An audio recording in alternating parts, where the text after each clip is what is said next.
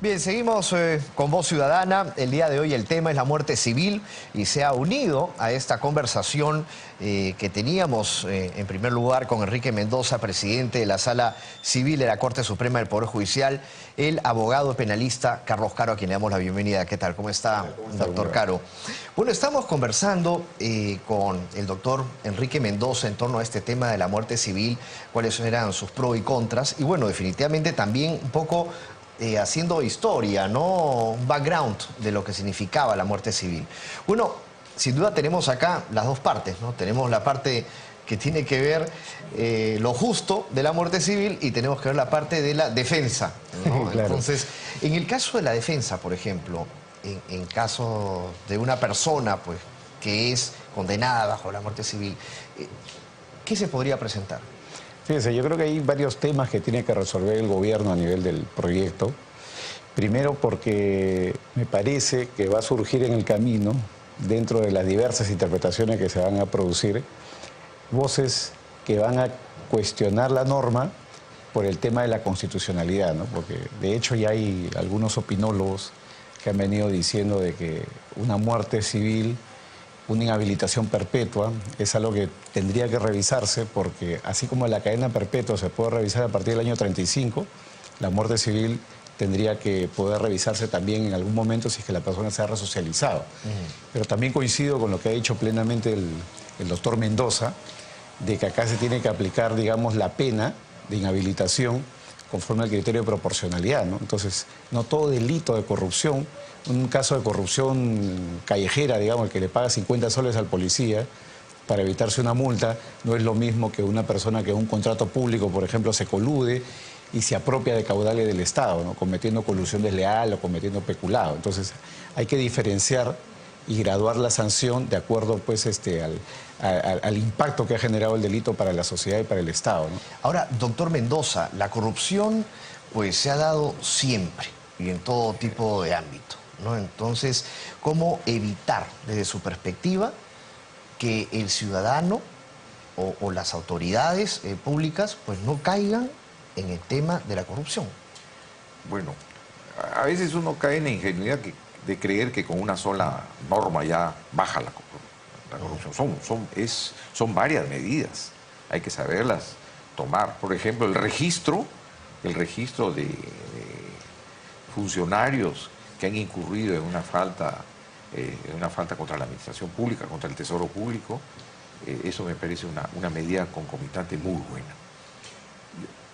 Pero sí coincido con el doctor Caro en qué sentido, que no todos los delitos, hay una graduación bastante amplia, por decirle, ¿no? Este año, el 2016, hay 1.680 casos de corrupción de funcionarios que han sido sentenciados por peculado o cohecho o disposición de fondo del Estado, mal manejo. Hay una variedad de delitos dentro de la administración pública. Entonces, todos los años esperemos que estas cifras vayan bajando, ¿no?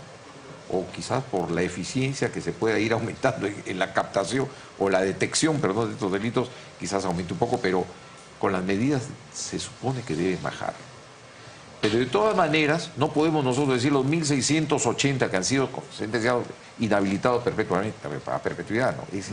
Por eso tiene que haber una graduación, tanto en las aplicaciones y en la evaluación de estos casos. Doctor Caro, por lo dicho por el doctor Mendoza en torno a este tema, ¿no? Y la gradualidad que también debería de existir y de acuerdo a cada delito, ¿no? También.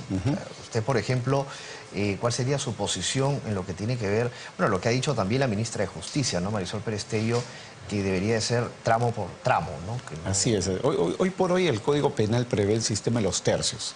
Entonces, cuando hay una pena que tiene margen mínimo y margen máximo, se divide ese margen en tres. Entonces, por ejemplo, si llegara a aprobarse la inhabilitación, ¿no? Que empieza con 5 años hasta la inhabilitación perpetua, tendría que fijarse tramos, ¿no? Inhabilitación por 5 años, hasta 15, por poner un ejemplo, hasta 30, o ya de por vida, para un caso gravísimo, ¿no? Y yo creo que eso de la mano con lo que ha dicho el doctor Mendoza también, que es el tema de la gradualidad, porque no todos los delitos tienen la misma gravedad, ¿no? De hecho, el delito con mayor sanción en el sistema, en el ámbito de lo que es funcionarios públicos, es el delito de colusión desleal. Cuando yo en un contrato público me coludo con un funcionario para efectos de lograr un beneficio personal, un beneficio empresarial, ¿no? Doctor Mendoza, ¿cuál sería su última reflexión para la ciudadanía en torno a la muerte civil?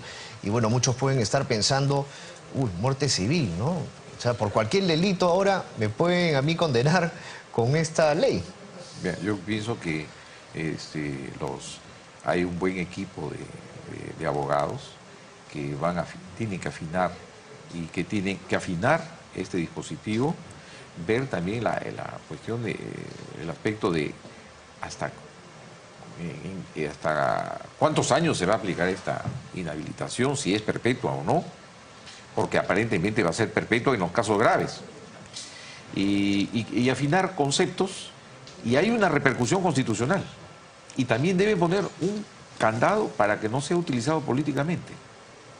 Eso se lo digo por la experiencia que yo he tenido en el Jurado Nacional de Elecciones, que conforme se acercan las elecciones, los políticos o el ciudadano que se encuentra en la política comienza a recibir denuncias por cualquier cosa y todos los días. Entonces llega al Jurado Nacional al momento de la inscripción con 30, 40 procesos judiciales penales. La mitad inventado, la otra mitad pueden ser ciertos quizás, ¿no? Pero no sabemos, pero sí hay una exageración y un uso indebido de las acciones judiciales penales. Hay que caminar derecho. Sí. No, doctor, de alguna manera, claro. Claro. ¿Cuántos casos aproximadamente índices se han producido en los últimos tiempos de casos de este tipo de delito? Fíjese, o sea, los casos más graves, como se sabe, lo sabe la ciudadanía, son los que se procesan a nivel de los juzgados y fiscalías anticorrupción, ¿no? Y eso ya ha generado acá en el país una jurisprudencia bastante larga de los últimos 15 años, con una serie de parámetros, supuestos, casuística, de manera que yo creo que los jueces y los fiscales están bien entrenados en lo que es conocer un caso, detectarlo, procesarlo rápido y sancionarlo, más aún ahora que está en vigencia el nuevo código, ¿no? Lo que se tiene que afinar, Mario, son los mecanismos de denuncia. Por eso que yo coincido plenamente con lo que ha hecho Eduardo Vega, que es el defensor del pueblo que está presidiendo la Comisión del Gobierno para las recomendaciones, de que el gran punto de entrada son los que en los Estados Unidos se denominan los whistleblowers, es decir, los denunciantes, ¿no? ¿Qué canales de denuncias hay? Hay muchas denuncias que pueden no tener fundamento, pero como la corrupción es oculta, como la gente teme por la represalia, es que es necesario afinar estos canales para que la Fiscalía tome nota de cuáles son los casos que se pueden estar produciendo y poder tomar acción inmediata en el momento en el que esto se produce, ¿no? Y no esperar pues, a que pasen años y se conozca el tema ya cuando está a punto de prescribir, por ejemplo. Claro. Y una última pregunta, doctor Mendoza. ¿El sistema judicial en el Perú está avanzando en cuanto a tecnología para poder procesar de manera correcta y rápida y eficiente?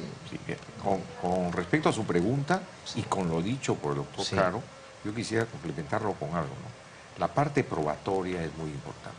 Sin embargo, no nos olvidemos que estamos con la implementación en Lima, está en proceso, pero en provincias ya funciona la implementación de un nuevo modelo penal.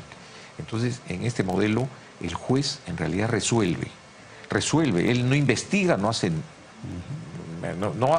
hace otra cosa que evaluar la gravedad. No le compete. No le compete recoger pruebas. Para eso está el Ministerio Público y para eso está el defensor del acusado, en este caso, ¿no?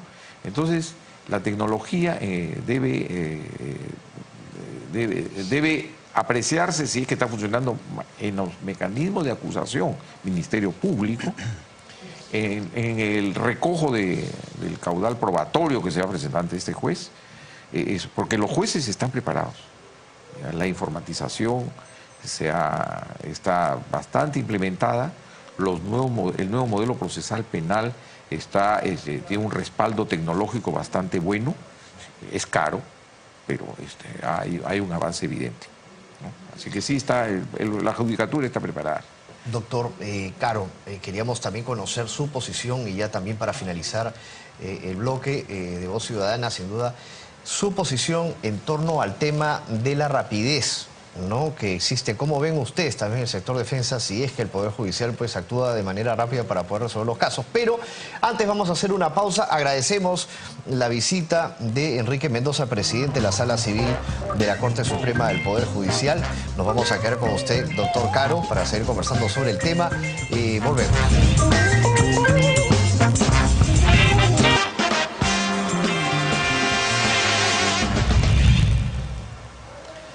Continuando en Voz Ciudadana, bueno, seguimos con nuestro invitado Carlos Caro, abogado penalista, a quien le damos la bienvenida nuevamente. Hemos estado conversando también, intercambiando algunas palabras con Enrique Mendoza, presidente de la Sala Civil de la Corte Suprema del Poder Judicial, sobre la muerte civil.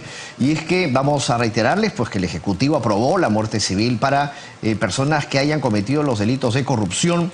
Y luego de conocerse también los últimos casos de corrupción y en el marco de la delegación también de facultades legislativas al Ejecutivo de parte del Congreso de la República.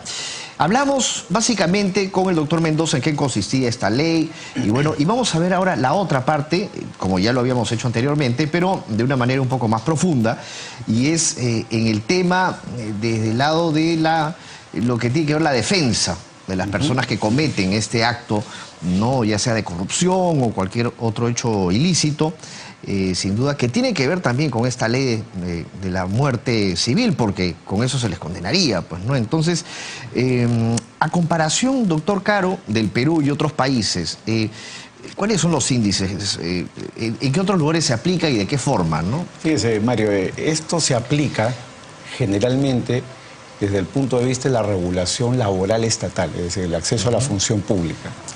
Fíjense, en el caso de Europa, por ejemplo, que es un ejemplo a seguir en cierto modo para los procesos como los nuestros, el acceso a la función pública es muy estricto. El Estado o los Estados se cuidan mucho de tener procedimientos que excluyan desde un inicio a personas que pueden tener antecedentes de naturaleza penal. Claro. O personas que estén vinculadas, por ejemplo, a cuestiones políticas y que puedan tener una injerencia o una influencia en la función pública. Por ejemplo, ¿no? Un juez tiene que ser independiente, un juez no puede ser parte de un partido político. Claro. Entonces, todo este tipo de cosas no se resuelven en la vía penal, se resuelven en la vía administrativa como mecanismos estrictos para poder ingresar a la función pública. Eso es muy importante, ¿no?, resaltar, porque también acá en el Perú se aplica, ¿no? Cuando uno quiere entrar a la función pública, pues también ven todos los antecedentes de la persona, ¿no? Efectivamente, pero el problema acá es que hay tantos regímenes, hay el caso. Recordemos que hace menos de 24 horas en las redes se estaba cuestionando un caso de uno de los ministerios, nos estaba convocando a un puesto por 9.000 soles con secundaria completa. Sí. Claro, hay tantos regímenes que eso genera un cierto desorden y en las aporías existe la posibilidad de que la corrupción penetre, ¿no? Y es por eso de que justamente el ex asesor presidencial, que era en materia pues, de todo un enjuiciamiento, el señor Moreno, es una persona que ingresó a la función pública gratuitamente. Entonces, todo el mundo dijo, bueno, no hay mucho, seguramente hay que revisar, no hay mucho que controlar, pero sí debe de ser así, ¿no? Claro. Es decir, y ahí es donde entra, doctor Caro, la desconfianza, ¿no?, de las personas, ¿no?, de los peruanos en torno a los funcionarios públicos, y es que no todos son iguales, ¿no? Exactamente. Entonces, lo que debería haber es un régimen común de la carrera pública, y evitar a nivel del Estado este tipo de distorsiones, ¿no? Los CAS, que incluso puede significar restricción de derechos desde el punto de vista laboral, ¿no? Los tratamientos ad honorem deberían de tener exactamente el mismo régimen que los demás, solamente que con la diferencia que el funcionario no cobra plata, pero participa en la función pública, está en una posición de poder. Recordemos que estos asesores que ahora han sido cuestionados, son personas que tenían hasta una oficina en el Palacio de Gobierno, ¿no? Entonces, tienen una posición de poder, una posición importante, y eso tiene que ser objeto de transparencia pública, ¿no? Ahora, si esto se venía dando desde hace tiempo, ¿por qué considera usted también que recién se le está tomando importancia a este tema, ¿no?, de la muerte civil? Es que yo creo que estamos dando un paso, ¿no?, importante, porque, digamos, como decía hace un momento, tenemos una experiencia más o menos larga ya de jurisprudencia, casos en la Fiscalía, Poder Judicial, condenados, etcétera, como casi ningún país, ¿no? Hemos hecho un buen trabajo en los últimos años para efecto de perseguir este tipo de casos. Pero el problema que surge es que no le hemos puesto mucho ojo todavía al tema de la prevención. Y es aquí donde me permito incorporar un nuevo concepto, ¿no?, que se viene discutiendo mucho en Europa, que es el compliance gubernamental. El Estado debe de poder conocer muy bien a sus empleados. Es decir, así como los bancos conocen a sus clientes para evitar el narcotráfico, la penetración de dinero, el lavado de activos, el Estado debe de tener mecanismos a través de los cuales conozca quiénes son los funcionarios que están trabajando con él. De manera que, como decía hace un momento también, el acceso a la función pública sea una cosa mucho más estricta, mucho más exigente. Entonces yo creo que ahí estamos tocando un tema esencial, ¿no? Porque hoy en día muchos de los trabajos que se consiguen a nivel del Estado por recomendaciones o porque alguien ajusta las bases para que gane una persona o porque alguien, digamos, recomendó porque tiene un puesto importante en la administración pública y dice, no, es que yo quiero trabajar con tal que trabajaba conmigo en la otra dependencia. Eso pasa lamentablemente todos los días y no necesariamente con mala intención, porque por esa vía hay mucha gente calificada que puede llegar al puesto, pero en la medida que esto no se transparenta, hace que el Estado pierda la oportunidad de contar con los mejores y hace que, digamos, la posibilidad de corrupción esté abierta, ¿no?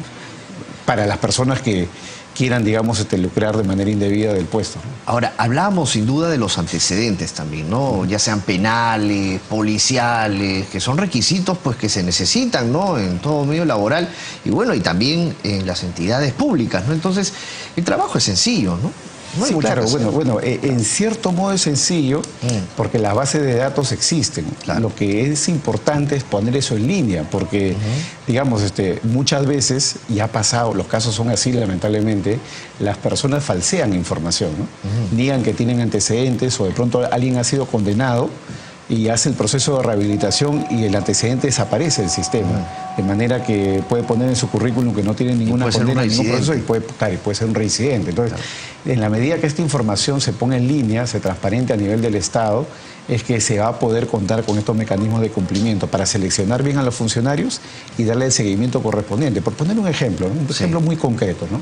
Imagínense, yo soy abogado y me dedico a la actividad empresarial, ¿no? Yo tengo una licencia en trámite en una municipalidad y me encuentro pues con el gerente de licencias, ¿no? Yo puedo hablar en el cóctel con el gerente sobre mi trámite. Claro.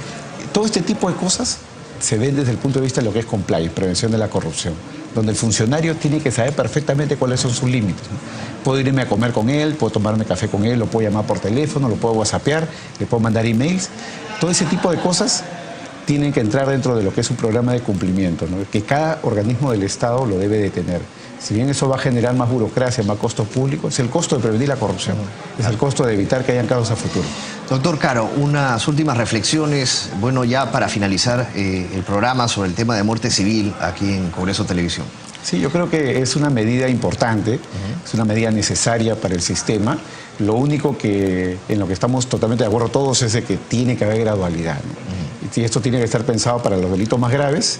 Ya de hecho el Código Penal trae consigo inhabilitaciones perpetuas para tener brevete o licencia de armas para las personas que han cometido homicidio, por ejemplo. Con lo cual acá tendríamos una norma similar, pero tendría que estar pensada estrictamente para los casos más graves del sistema. Muy amable, muchas gracias, doctor Mario. Caro. Ha sido el doctor Carlos Caro quien con sus conocimientos y muy claro, de una forma muy clara, pues nos ha explicado sobre la muerte civil, sus pros, sus contras, así como también le agradecemos al doctor Enrique Mendoza, presidente de la Sala Civil de la Corte Suprema del Poder Judicial. Nosotros nos despedimos hasta otra ocasión, nos reencontramos pronto. Permiso.